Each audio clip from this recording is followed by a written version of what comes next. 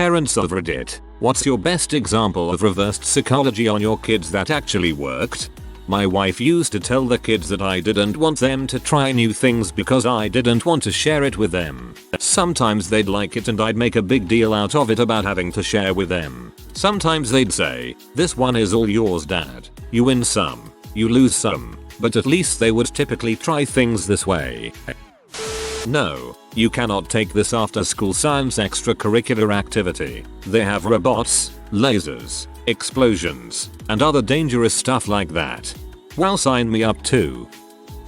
I don't know if it was truly reverse psychology or an exhausted response out of desperation. We were in Ljna at the grocery store checking out. Kid was 3, and the meltdown started and quickly became an on-the-floor tantrum. I looked down and said, louder than normal, but not yelling, "Where is your mother? We need to find your mom." She was startled, because I am her mom, and confused. But the tantrum ended quickly, and with hugs.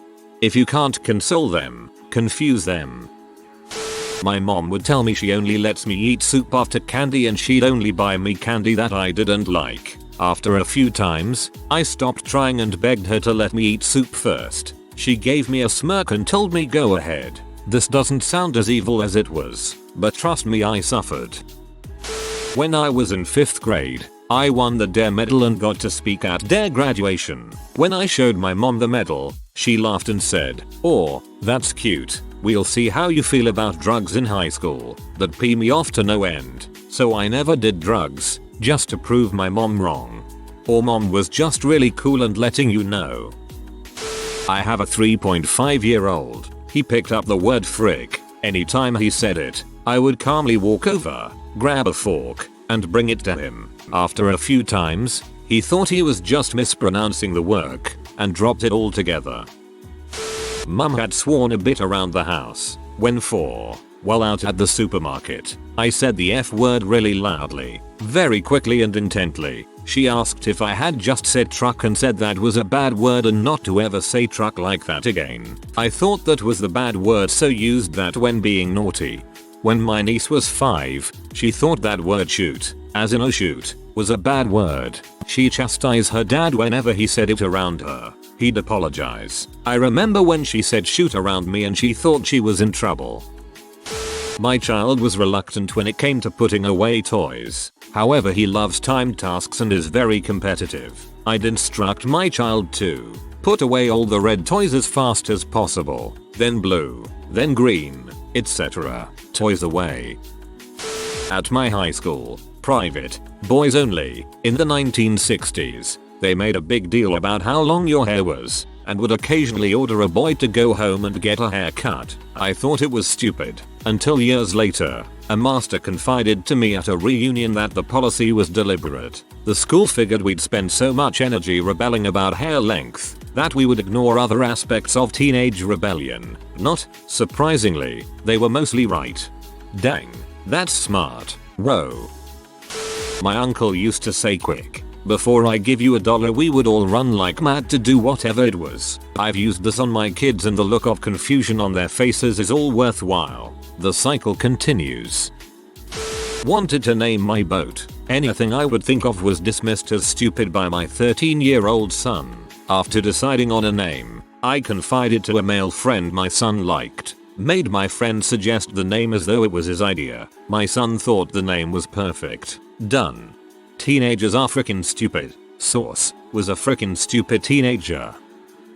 At around 5 years old, our adopted son was mad about something and snapped, "You're not my real parents." We both laughed, and we never heard that line again. I did something like that as a kid. I was incredibly mad at my mom for something and said something along the lines of, "I'm adopted, I just know it." Spoiler: I'm not adopted. My mom then turned to me and said, "Right, like I would choose you." My mom had a friend that would put vegetables on her own plate and not the kids. When the kids asked, she would be reluctant to share. That's grown-up food, but I suppose I can let you have a little.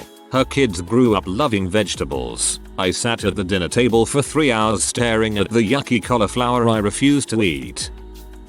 My son was really impulsive when he was little and would try to run away from me when we would be crossing streets instead of holding my hand. So I started to tell him that he needed to hold my hand so nobody would try to steal me. It worked. He felt responsible for making sure nobody tried to kidnap me out in public. So I started to tell him that he needed to hold my hand so nobody would try to steal me. Oh my god, that's cute. My mum would always yell at us, if you don't do X, you have to go to bed without socks. I never wore socks anyway, and I'm ashamed to admit that this worked. That would work really well on my son, or make him cry for a really long time. He's 3 and over the last few weeks has decided that he is fully unable to sleep without socks on. My parents always told me my broccoli were the flowers of the queen and that I really shouldn't eat them, or else the queen would get very upset. I, of course, ate the whole broccoli in a few seconds. I'm telling the queen and she's gonna be pee. I don't so much know if you would call it reverse psychology, but I didn't realize it until my dad told me this. When there were chores that needed doing, he noticed if he asked me to mow the lawn, I would complain and procrastinate. But if he asked would I rather mow the lawn or wash the windows, I'd pick one and just get it done. Shattered my brain when he told me when I was in my 20s. I use it when I'm coaching or babysitting all the time and it almost never fails. My 10-month-old daughter believes that falling over and hurting herself is a feature and to be celebrated with a dance and clapping. She's going to be a great skateboarder one day. Hi, I was a victim. There was a forbidden book that I was not allowed to read on the shelf. My parents said I could only read it if I behaved myself. It was summer holidays and I was playing games all day. After 6 hours of summer homework, one day I was home alone and had the opportunity to grab it. I read like half of it in one go. It was 5,000 years of Chinese history. Safe to say I was bamboozled. Grammar. Best I saw was when the kid would never bother to take out the trash. The dad said it was fine and he'd do it, and that he was sorry for thinking the kid was mature enough to be responsible for anything. Really made him feel like a baby, and a week later he started taking the trash out without being asked. OMG. This is like what my dad would do. Ask us to do something, and if it didn't get done right away he would just silently get up and get it done and make us feel terrible about not getting on it first. I work with toddlers and sometimes if they fall down or get hurt then I'll clap and cheer and tell them wow that was so cool. They smile and get up instead of crying and continue playing. I only do this when they fall and pause thinking if they should cry or not. Growing up we never had soft drinks, soda, in the house. My mum would on a rare occasion buy Diet Coke for herself and tell my brothers and I www yuck why would you want this black drink? To this day I think Coke is disgusting and it hurts my teeth. That's what our mum did with us. It worked till we were 10 or so. I've done this one with tens of kids. Anytime a kid gets hurt, falls down on grass, gets gently hit in the face with a ball, etc. Instead of stopping the activity to pick the kid up and see if they're okay you just scoot them off to the side and resume. Within 10 seconds of not getting all the attention and seeing the fun is resuming they pop right back up and are magically healed. This of course is only for the injuries that aren't actually injuries. Twice a year I'll let the kids eat whatever they want and do whatever they want. It ends up being a lot of junk food. The first maybe 3 times they ate so bad a few of them threw up. They now regulate themselves much better and choose quality snacks over quantity. Hahaha we call that day yes day and so far they are so stinking tame. I'm over here suggesting cake for breakfast and all they want is pancakes. We make pancakes every dang weekend. The craziest we've gotten is letting them stay up as late as they want. So, 10 PM. As a former kid, the best reversal my mom ever did was to get me to eat liver, which I hated. So she came up with this dish called revel, with onions, and served it, and I wolfed it down glad to not have to eat liver. It took me years to realize what was going on, not because I was dumb, but I never expected to be fooled on this and not in such a cheap, underhanded way. Spell it backwards, all you did was rename it, and it worked. Mom. Damn it. RIP mom. I still make my own revel now and then just to reminisce.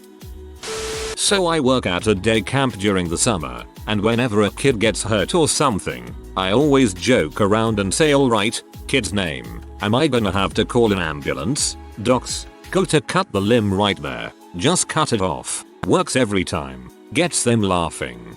Joking about amputation is always a winner with kids.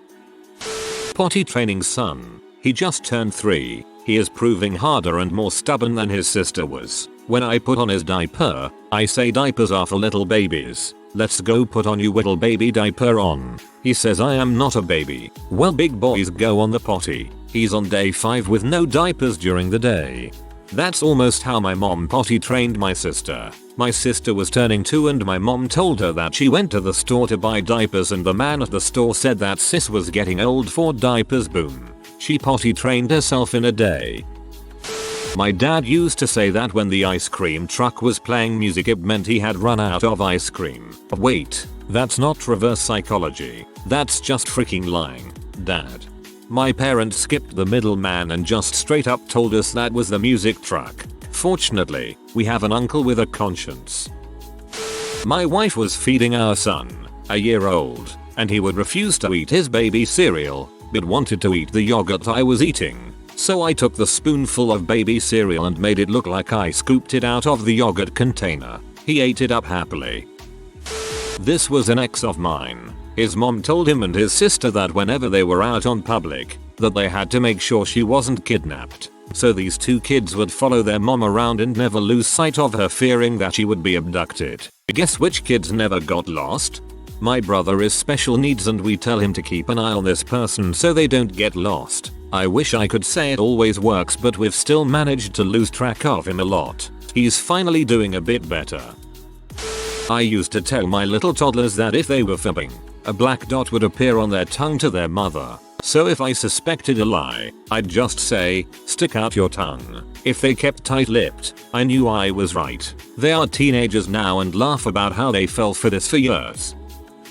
I pulled a version of Tom Sawyer painting the fence and tricking his friends into doing it for him. I wouldn't let my kids, 3 and 5, pick up the dog poop in our yard because it was too fun for me, and I still pretend to be reluctant to let them do it. To where they're begging and I'm like, okay, just this one time. Next time I get to do it I think I can ride it out for another 2 or 3 years if I keep my older son quiet so his sister can take over when he catches on. All 3 of my kids were allowed one stir-fry ingredient that they didn't have to eat more than 3 pieces of. 1 chose pineapple, 1 chose tomato, and 1 chose carrot. They were allowed to choose a different ingredient for next time, but never before the meal. They would eat their 3 pieces, and I'd eat the rest if they found more in the meal. Worked perfectly, everyone felt empowered. It wasn't until they were all grown up and had left home that I told them that whatever else I used in the stir fry, those 3 items were guaranteed. They now eat everything. I don't get it. My wife's aunt does one that works almost all the time. If they fall or bump something and get an owie, that is something minor, she just up and goes, oh no, what did you do to the insert object that was hit fallen on? They usually get concerned about the table or the floor like they hurt it more than they hurt themselves. I was shocked when she did that and my son had the look of oh crap, are you okay on his face and forgot he ran face first into the door frame. Child here, but still a great example. Once when my parents were having a party, I got a bad case of hiccups. After a while my dad whipped out his wallet and pulled out a $100 bill. I was probably 12 so that was a fortune to me. He said if I hiccuped again I could have the money. Standing there, a ton of adult eyes watching to see if I'd do it, and not a single hiccup came out. I was cured and pee. My kids went through a phase where they were miserable about every activity we tried to take them to. So we started telling them that we wanted them to have a miserable time at the zoo, and that they weren't allowed to have fun. It worked. I do this all the time. My kids start whining and crying and I use an evil villain voice saying good, cry more, I want you to be unhappy. Then they will gang up on me and start shouting FUNNN and we are having fun mom. Whenever my co-worker would feed any sort of meat to her kids, it was chicken, because they wouldn't eat anything but chicken. Piece of steak, it's chicken.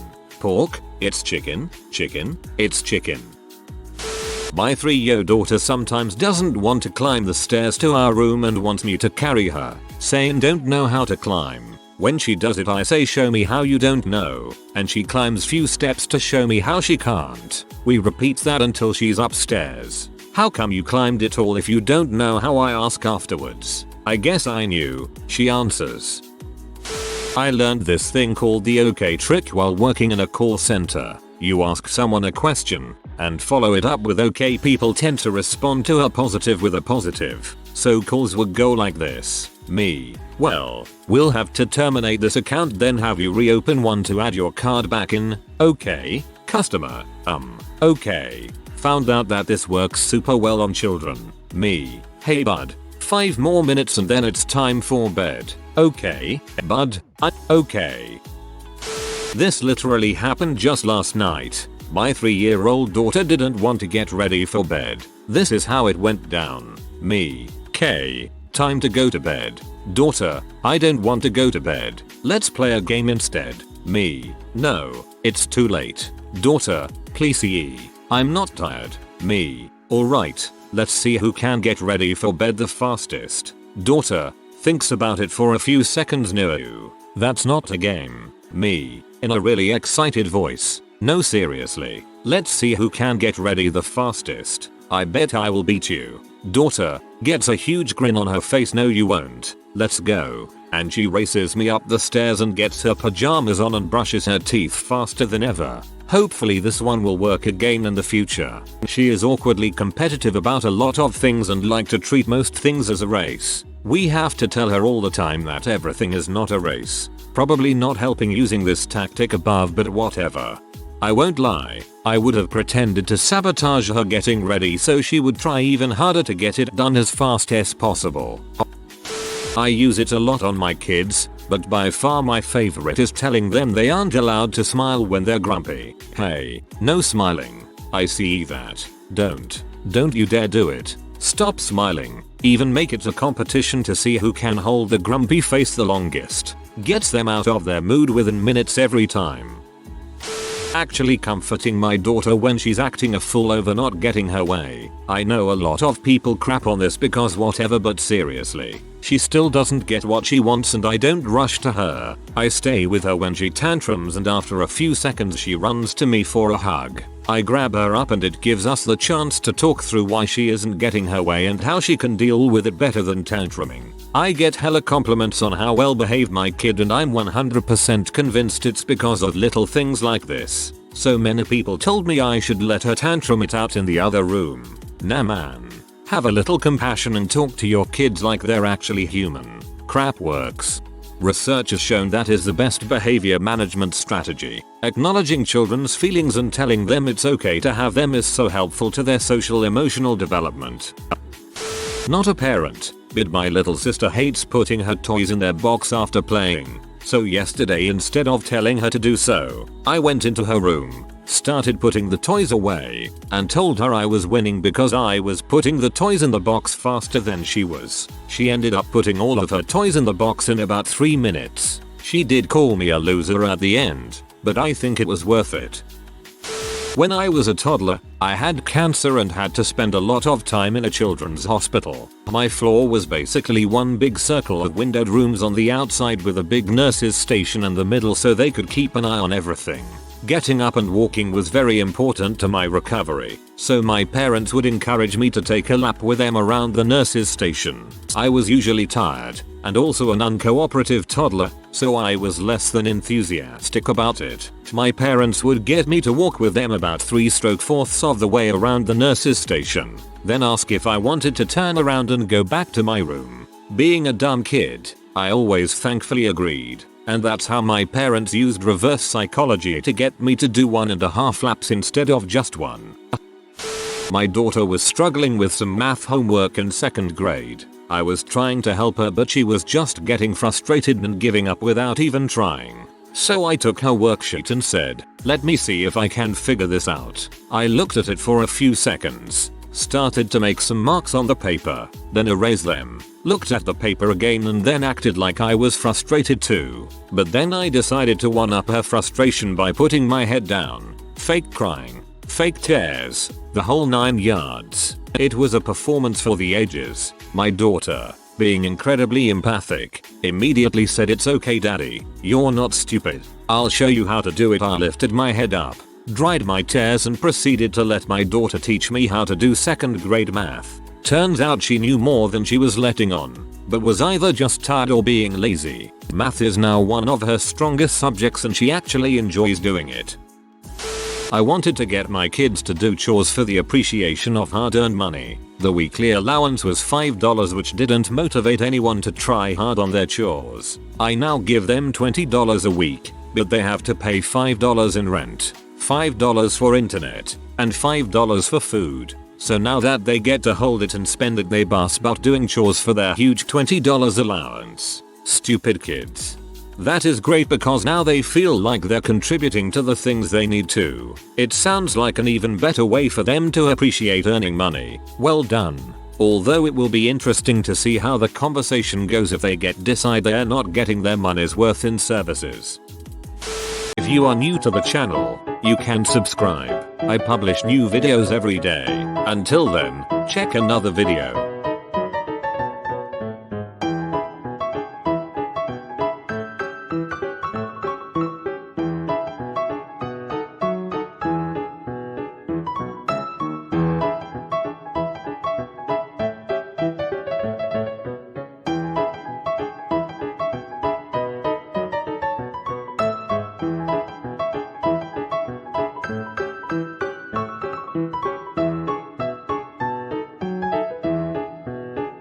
Bye for now.